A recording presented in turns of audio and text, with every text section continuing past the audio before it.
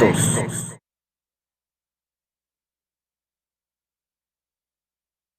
buenas noches, amigas y amigos, que estamos nuevamente en la plataforma del diario Ultimátum, platicando con ustedes respecto a lo que ocurre en el acontecer nacional, internacional y por supuesto lo que está ocurriendo en nuestro estado. Ayer hicimos un recuento muy importante, muy interesante sobre cuáles eran las posibles consecuencias de lo que se esperaría a partir de que marcan al estado de Chiapas en semáforo naranja.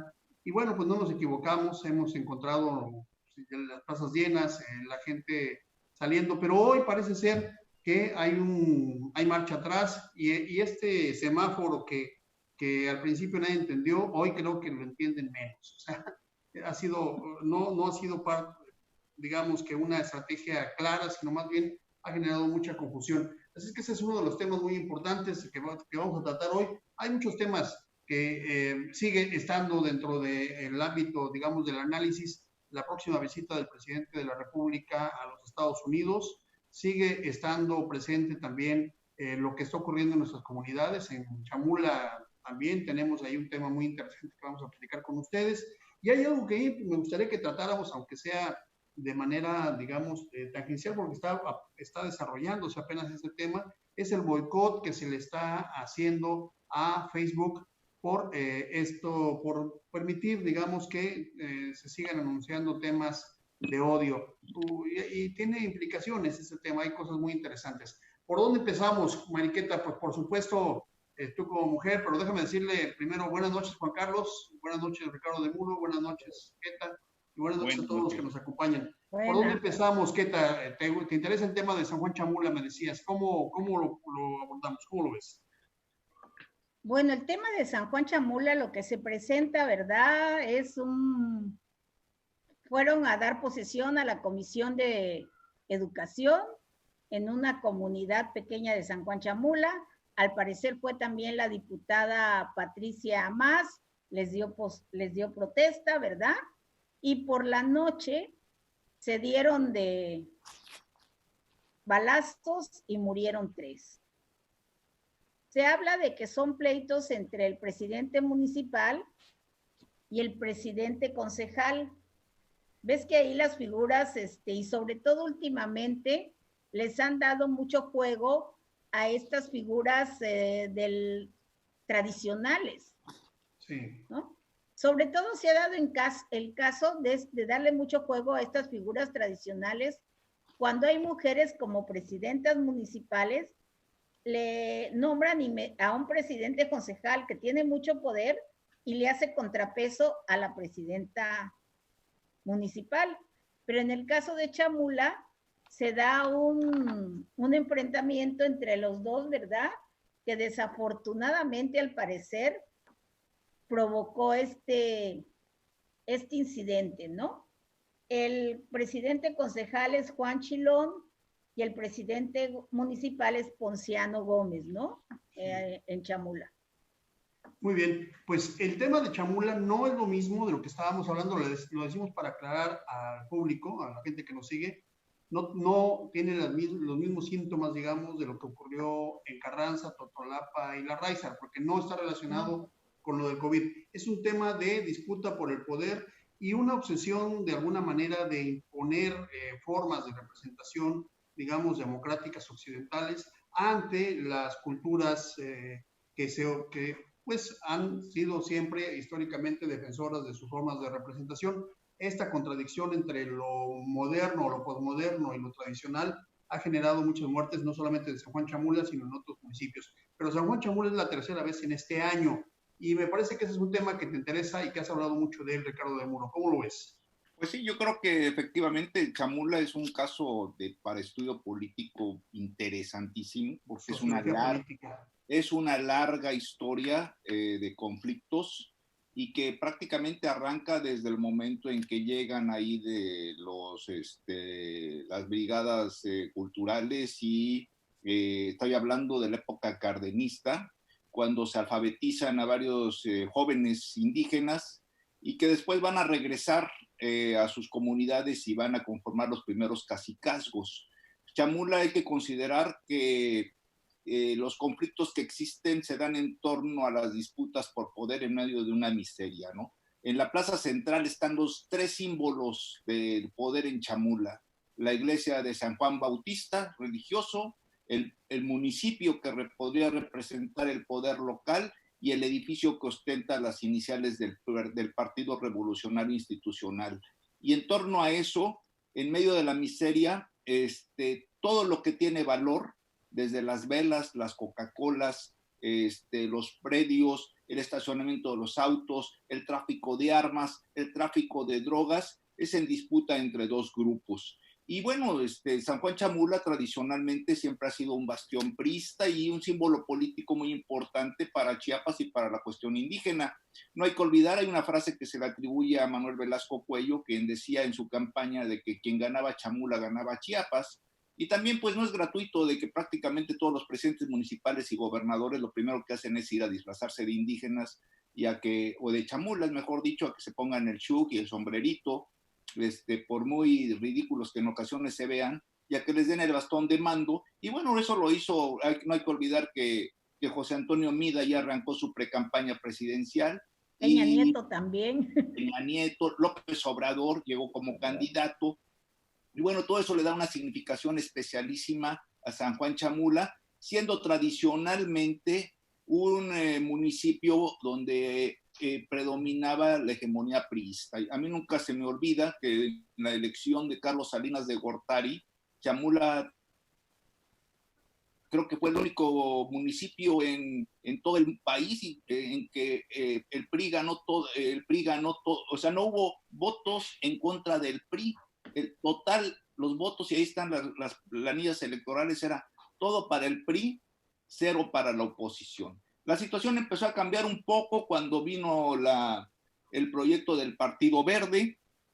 Hace 4 años se lograron ahí que llegara un abanderado de antecedentes priistas, lógico, pero del Partido Verde, Domingo López Hernández, y que pues fue uno de los hechos en lo que es de los conflictos recientes. Y digo conflictos recientes, ¿no? Porque pues Chamula tiene una larga tradición de las expulsiones de grupos protestantes que están en contra de los caciques locales y demás, y pues lo mejor los vemos en las colonias que están alrededor de San Cristóbal de las Casas. Pero en el caso político, lo más reciente es de que todos nos acordamos de ese video que observamos en 2016, cuando el presidente municipal Domingo López Hernández apenas llevaba del Partido Verde con un antecedente priista, llevaba 8 meses en el cargo y lo mataron a plena luz del día, en plena plaza central, y todo porque se había negado a que el recurso que les iban a entregar para las obras públicas, pues querían que se lo repartieran en dinero constante y sonante a los que lo habían apoyado, o sea, de Ripley. O sea, eso da una idea del nivel de cultura política que existe en ese municipio, ¿no? Y bueno, después llegó el que lo sustituyó fue Mateo Gómez. Duró 2 meses y renunció porque inmediatamente lo amenazaron, también del Partido Verde, lo amenazaron con que iban a matar a su familia. Después llegó Mateo Santis Gómez, que después llegó del Verde, después se convirtió al PRI y ahorita es el flamante diputado que está demandando la revisión por cuestiones de derechos indígenas, ¿verdad? Siempre hay que ver, como que a veces la historia nos demuestra quién es quién en este negocio de la política. Muy bien, maestro. Y bueno, nada más para cerrar, el último, en la ola priista llega precisamente Ponciano Gómez, que es lo que decía hace rato Queta, pero a los pocos meses, aparte de que a Ponciano Gómez los caciques priistas no lo aceptan, porque llega de Morena, logran que se haga esa asamblea popular en donde es electo Juan Chilón. Y ahorita el debate, ahorita los enfrentamientos que son de tipo político, pues el peligro es de que sea, y eso yo creo que lo deben de tomar muy en cuenta las autoridades, empezando por las autoridades policíacas que deben esclarecer muy bien este crimen de 3 jóvenes tzotziles que mataron, porque pues si no lo hacen, corremos el riesgo de que San Juan Chamula se convierta en un escenario violento e incluso sangriento, teniendo las próximas elecciones en puerta. Muy bien, pues hay que decir a las personas que nos escuchan fuera de la entidad que Chamula no representa Chiapas, es solamente digamos, uno de los poblados, uno de los municipios, por cierto, muy visitado y muy, digamos, alabado por los antropólogos, pero hay otras comunidades en el recorrido de Chiapas, hay otras comunidades que incluso con culturas mucho más, digamos, arraigadas.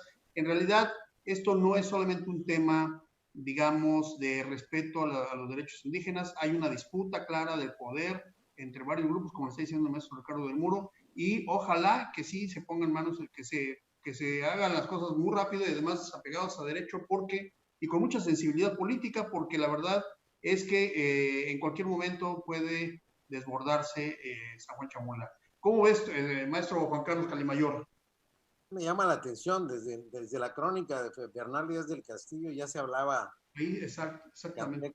Y de San Juan Chamula. Los sinacantecas van a Coatzacoalcos, invitan a Diego de Mazariegos, se funda Chiapa de Corzo y inmediatamente después los traen al Valle de Jovel, los sinacantecas, pero los que se oponen y con los que hacen la guerra son precisamente con los chamulas. Desde ahí son 500 años de historia, de un reacio comportamiento antropológico, diríamos, que a mi juicio, bueno, cuando yo fui diputado hace 20 años peleábamos porque nos llegaban a ver los regidores de representación proporcional que no los dejaban ni asistir a las reuniones de cabildo ni cobrar su sueldo.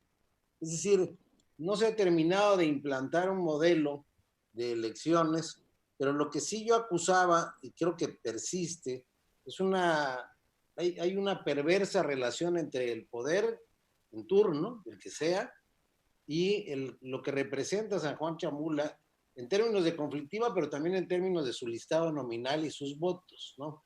Entonces, yo creo que ha habido una perversa relación. Te tolero, te dejo hacer. Era curioso, pues, que por ejemplo el PRI era igual que la Coca-Cola. No podían introducir otros refrescos. Empezó la expulsión de personas hace ya décadas. De ahí se fundó, por ejemplo, en Pueblo Nuevo, Solistaucán, un nuevo Chamula.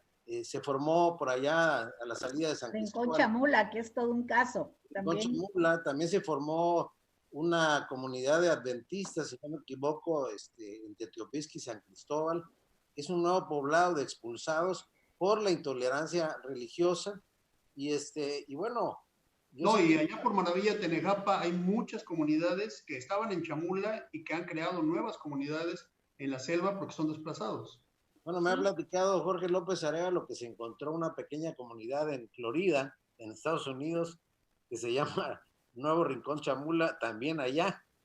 Entonces, imagínate, es todo un caso de estudio antropológico y más allá de la visión turística, del sincretismo religioso que tanto atrae más a extraños que a propios y que es tanto objeto de estudio, esta renuencia, esta resiliencia de los usos y costumbres ancestrales, mezclado con estas formas de mayordomía, de formas de ejercer el poder que son impuestas por la corona española, que siguen vigentes y que creo que ningún gobierno se ha tomado en serio la tarea de pacificar y poner orden. Por más valientes que sean, yo creo que no ha habido el trabajo necesario, profundo que se tiene que hacer para imponer el Estado de Derecho, para que puedan lidiar entre ellos sin necesidad de matarse. Y es gravísimo, como decía el maestro Ricardo, que apenas que hayan y videograbado además el asesinato del alcalde. Me cuenta a mí un personaje de cuyo nombre no lo quiero decir ahora, pero me contó que vio al presidente, un diputado del PRI o del Verde, no me acuerdo, que me dice que una semana antes de que asesinaron al alcalde lo vio llorando en la Secretaría de Hacienda porque no le habían bajado los recursos y las 123 comunidades que componen Chamula estaban esperando el dinero en efectivo para repartírselo, para no sé si para guardárselo o para hacer obras. Ahí no pasa una auditoría de la federación por ningún motivo. Menos con las nuevas reglas del SAT. El dinero, no hombre, ni las nuevas ni las viejas, el dinero se reparte entre las comunidades, pero yo insisto, yo veo detrás de todo esto una perversa relación a cambio de votos, de control político y de una hegemonía del partido que gobierna en turno, porque lograron modernizarse, ¿no? Eran priistas de toda la vida, religiosamente priistas, coca-coleros. Ellos fueron, digamos, los primeros en introducir la Coca-Cola y luego se fue a otras comunidades, que hoy es un gravísimo problema de salud que me gustaría que un día abordáramos el tema en todas las comunidades y el daño que está haciendo la Coca-Cola principalmente y otros refrescos. Pero bueno, ese es otro tema. Yo creo que ningún gobierno, concluiría diciendo, se ha tomado en serio el tema de entrarle a fondo a la solución de este problema. Oaxaca tiene 570 municipios, más de 400 y cacho, son por casi la mayoría, el 85%, 90% por usos y costumbres. Y acá no hay elección en la que no haya un conflicto en Chamula y obviamente eso irradia. En Oaxaca también los hay. En otras comunidades.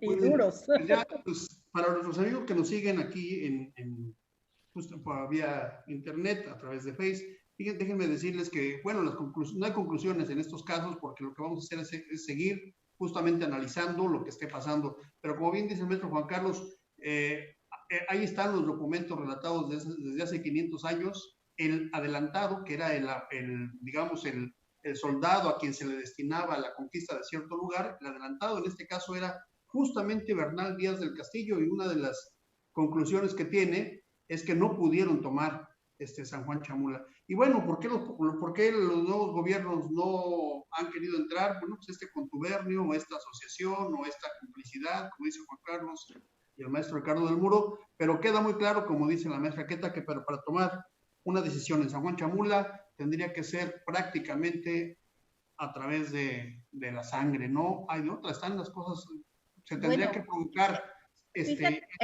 Perdón, quisiera comentar, ¿verdad?, que en lo que señala Juan Carlos, cuando logran convencer a Domingo que se vaya por el verde, ¿no?, que cambie de partido, porque también muchos problemas se han originado por los cambios de partido. María Gloria, que era priista, se va por el verde en Ochuc y se dan los problemas, ¿verdad? Y entonces lo mandan sin armas a Domingo, a Chamula. Lo mandan sin los recursos para las artesanas, lo mandan sin este dinero que era tan necesario para la obra pública, lo mandan a morir. Entonces nunca se pensó en el asesinato, porque nunca había pasado, ¿verdad? Pero de alguna manera se echó la culpa indirectamente al gobierno, que lo mandaron sin armas a Chamula, ¿no? Pero ¿qué tal? Hay una perversidad que señala Juan Carlos y que me parece que sí hay que señalarla porque es muy importante, porque no es solamente Chamula. Hay varios municipios en donde en alguna ocasión a alguien se le ocurrió que los recursos que deben de ser recursos para la gestión pública se entregaron de manera directa, y eso se generó en una práctica, porque a mí me tocó verlo en varios municipios. Ahorita lo está viviendo Bochil, por ejemplo, ¿no? Se distribuía entre caciques, digamos, y ¿qué es lo que pasaba? Que no había ni siquiera autoridad administrativa durante el resto del año, solamente iban por los recursos de cualquier programa en el que tú te imagines, y se distribuía, y creo que en muchos lugares así que se quedaron acostumbrados. Si eso no ocurre ahora, porque parece ser que no es la tendencia, quién sabe, es muy probable que pues derive en conflictos. Pasemos a un siguiente tema, si no tienen ustedes inconveniente, un tema de carácter nacional, y bueno, en este caso internacional, la visita del señor presidente de la República, Andrés Manuel López Obrador, a los Estados Unidos en los próximos días. Ha despertado mucha polémica por todo lo que esto significa. Tenemos, por supuesto, el contexto general. Ricardo del Muro, ¿cómo ves la visita del presidente de la República a Estados Unidos, o a Trump? ¿Cómo la calificarías? Bueno, de hecho, pues es una visita lógica. Yo acá hace rato estaba yo platicando con mi hija que vive en Nueva York, y los medios de Estados Unidos realmente ni le están dando, ni lo están tomando en cuenta. Ese choro, ese mensaje que anda circulando de que al presidente López Obrador lo van a utilizar, Trump lo va a utilizar para políticamente, pues es un mito, porque realmente eso no lo están manejando la prensa estadounidense, tiene otros temas más importantes. A veces los mexicanos somos muy dados a, con todo respeto lo digo, pero es muy lógico, pero somos muy dados a magnificar nuestros problemas como si todo el mundo estuviera con los ojos puestos en México. En el caso de Estados Unidos, ahorita ustedes pueden ver la prensa, Washington Post, el Times, otros periódicos de allá, y no se están desgarrando las vestiduras por el que vaya López Obrador y que deje de hablar por Trump, ni tampoco piensan los demócratas que eso les va a arrancar votos por el lado de Trump. Y por supuesto, pues también en ese caso también hay opiniones sesgadas, ¿no? Tenemos CNN, una cadena que siempre hay ataques contra Trump, y por el otro lado Fox News, que siempre son apoyos contra Trump, igual que en México, nada diferente. Y en ese sentido, pues lo hemos platicado, es lógico que vaya López Obrador a Estados Unidos, y es lógico que vaya a buscar un apoyo, el apoyo que en un momento determinado puede ser hasta económico, ¿por qué no? Y pues la necesidad de echar adelante el Tratado de Libre Comercio, sobre todo ante la crisis que tenemos encima. En cuanto a las demás críticas, yo sugiero verlas en una perspectiva bastante objetiva. Muy bien, dice el maestro Ricardo del Muro que los medios no lo están tomando como lo toman aquí, es lógico y así es, efectivamente, pero varias organizaciones de mexicanos en el extranjero le han pedido al presidente que no vaya, los propios demócratas han señalado que no es el momento oportuno, y aquí también lo han dicho, Juan Carlos, en medio de un proceso, digamos, de decadencia electoral o de votos hasta ahorita de Trump, o más bien una caída, con estos mensajes del Muro y con todo lo que ha señalado, que ha sido, digamos, los grandes agravios contra las minorías en Estados Unidos, ¿cuáles podrían ser las consecuencias de la visita desde tu perspectiva, Juan Carlos? Bueno, primero hay que partir de la lógica de que, como buen populista, Donald Trump escogió al enemigo, al extraño enemigo que tenemos en el himno nacional. La coartada perfecta para unificar los votos en torno suyo fue encontrar en los mexicanos, que para ellos son lo mismo guatemaltecos, hondureños, todos son mexicanos del río Bravo para abajo. Y este riesgo de poner en perspectiva al Estados Unidos fundacional, ¿no? Al que crearon los colonizadores y que se ha visto invadido en sus costas este, oeste y en la frontera sur con México por la presencia multirracial y multiétnica que caracteriza a esta zona, digamos, esta herradura que son las costas y que es la frontera sur con México. En contraste con un 80% de la población que vive en el centro del país y que es el corazón blanco de Estados Unidos, que más que blanco, yo creo que va más allá de la raza, porque hay muchos mexicanos de varias generaciones, desde que llegó Santa Ana a tratar de recuperar Texas, que viven allá y que han adoptado el credo americano como forma de vida. Es decir, no es precisamente un tema estrictamente racial, aunque sí persiste. Bueno, pero el tema no es ese, el tema es, qué bueno que lo dice el maestro, no ahorita con la visita, nunca ha sido México un tema preponderante en la prensa norteamericana. Nosotros creemos que le dan importancia, pero somos un tema irrelevante, a no ser porque ya hay ediciones del New York Times en español, donde escriben ya Jorge Castañeda, Loret y otros, creo que hay otro diario también, pero ya son ediciones en español dirigidas al mercado latino. No están del todo las cosas bien para López Obrador en Estados Unidos con la comunidad mexicana, porque ya este grupo ya más molesto de ciudadanos que se llama Frena también ya tiene presencia y es probable que encuentre algún tipo de manifestación.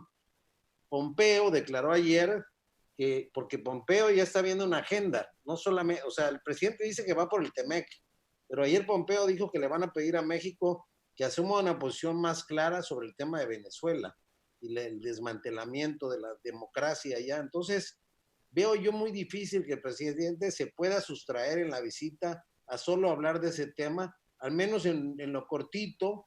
Habrá de haber una agenda bilateral y se habrán de abordar, pues yo creo que Marcelo va a informar cómo va el tema de la frontera, cómo han reducido el número de migrantes, pues, y cómo va la cooperación.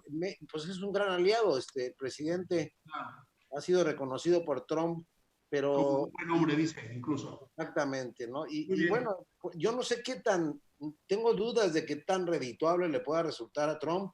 Las últimas encuestas, cierro con esto, ya marcan una diferencia superior al 50, ya andan por el 60 y tantos %. O sea, hay una caída inversionalmente proporcional al número de contagiados de coronavirus en las preferencias electorales de Donald Trump. Sí está en una situación crítica, sí está en una situación difícil, sí puede correr el riesgo de que utilicen... Muy bien, vamos a preguntarle lo mismo a la maestra María Enriqueta Burelo, porque tenemos muy poco tiempo y quisiera regresar con un siguiente tema todavía. ¿Cómo ves que está este tema? Bueno, pues muy breve, ¿verdad? Él dice que el hecho de que vaya a Estados Unidos no quiere decir que no sea patriota, que va a defender los intereses de México, ¿no? Y pues yo creo que uno de los temas que debía ir a hablar él de parte de México es el tráfico de armas, ¿no? Hay un tráfico de armas que no es de hoy, es de muchos años. ¿Se acuerdan de la operación aquella de Rápido y Furioso, ¿no? Y entonces creo que también López Obrador y su equipo deben de ir a hablar de ciertos temas que son de interés para México, como muchos productos que han sido regresados porque señala Estados Unidos que hay trabajo infantil, pero el trabajo infantil en México es muy diferente al concepto del trabajo infantil que manejan, no sé, hasta la UNICEF, ¿no? El trabajo infantil aquí en México muchas veces es familiar, ¿no? Claro, de las familias, como los que hacen la pizca del café, los guatemaltecos que vienen a la pizca y otros, ¿no? Tiene otro concepto el trabajo infantil. Entonces, hay muchos productos que han sido rechazados porque dicen que hay explotación infantil. Hay muchos temas que deben de ir a... No vamos a tocar hoy lo del TEMEC, porque si usted no tiene inconveniente, mañana abordaríamos una reunión especial o una discusión especial, análisis especial sobre el TEMEC, que se aprueba justamente mañana. Voy a mencionar a las personas que están con nosotros en vivo en este momento y a mandarles, por supuesto, nuestro agradecimiento y nuestro saludo a Cristian Carrasco, Vicente Escudero, la maestra Marisol, muy buenas noches, María Angélica Vázquez, Manuel Centeno, Alfonso López, que dice Pueblo sin ley, el municipio de San Juan Chamula, se refiere al tema anterior. Araceli Hernández Gómez, saludos. Jessy Suar, muchos saludos. Lotte Villamil también lo está viendo. Elena Aguilar.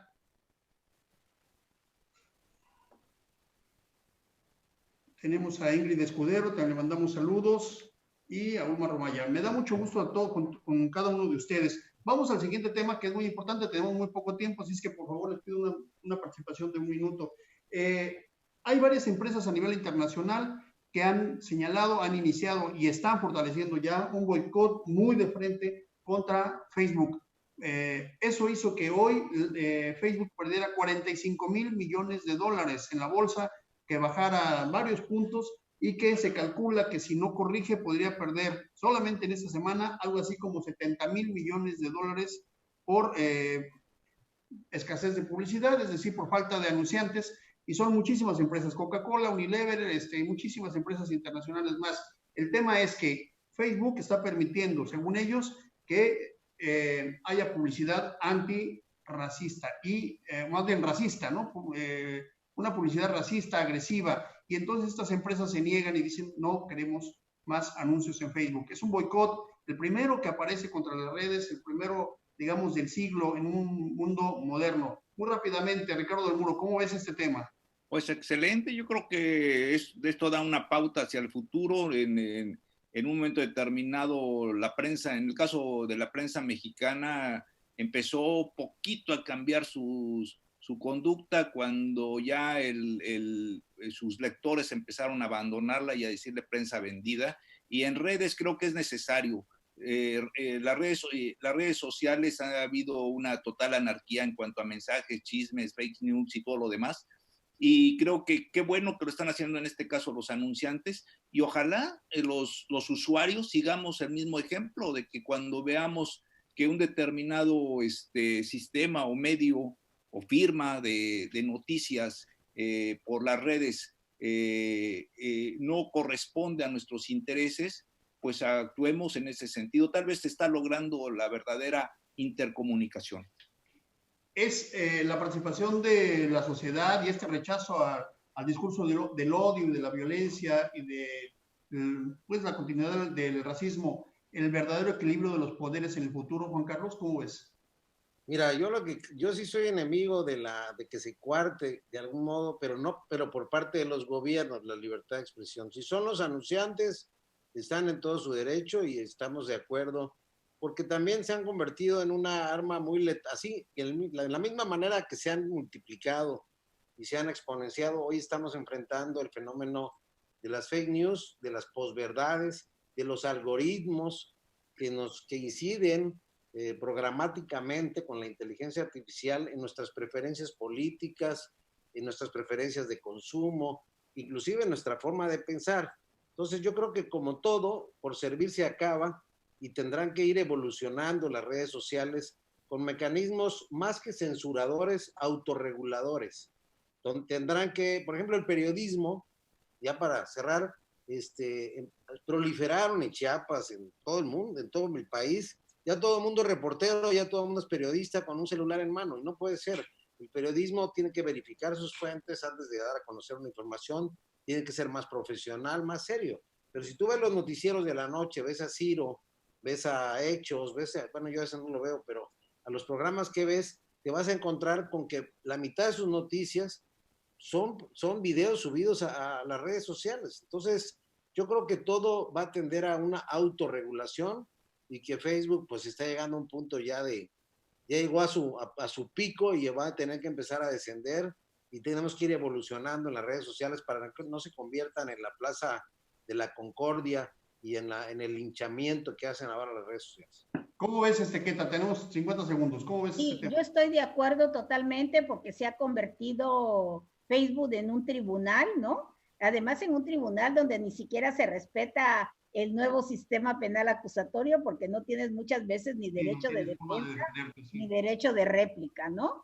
Y creo que Facebook debería tener, así como tiene sus algoritmos para regular la información que te llega, también debería tener una manera de regular, por ejemplo, si un mensaje tiene las palabras, determinadas palabras, que son mensajes de odio, que son mensajes misóginos, que son mensajes de desprecio, tanto a las mujeres como a grupos vulnerables, como a las etnias, ¿verdad? Debería ser desechado el mensaje. Las mujeres lo que hacemos cuando vemos una página donde hay contenido misógino, nos reunimos en bola y lo bloqueamos, ¿verdad? Muy bien, ¿qué tal? Sí.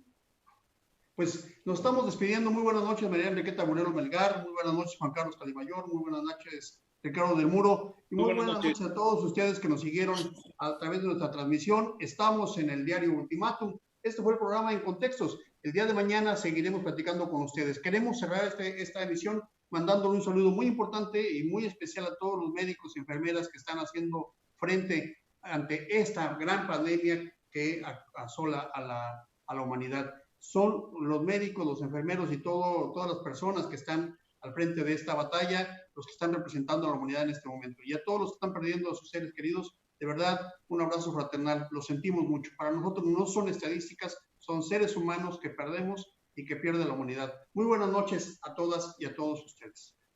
Buenas.